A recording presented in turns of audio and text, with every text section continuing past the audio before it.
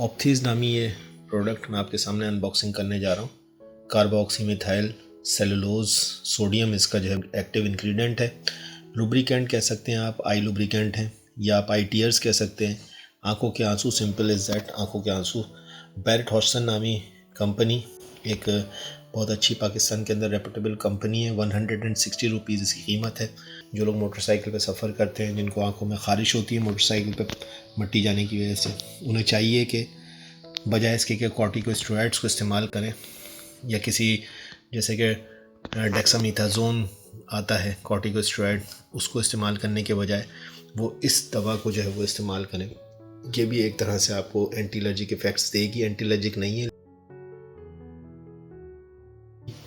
और साथ में जो है वो एक बहुत ही अच्छा सूथिंग इफ़ेक्ट देती है, आंखों को चिकना करती है। दवा का जो अमाउंट है 10 ml है, और बहुत ही अच्छी दवा है। बजाय इसके कि आप कोई steroidal anti inflammatory, anti allergic आप इस्तेमाल करें, ये एक बहुत ही अच्छी आपके पास ऑप्शन है।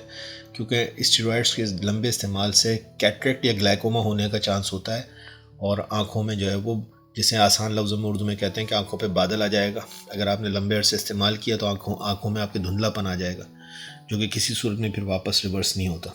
ठीक है जी, इसको अनबॉक्सिंग करते हैं। ये देखिए, इसके अंदर से हम निकाल रहे हैं और देखते हैं कि इसके अंदर क्या मौजूद है।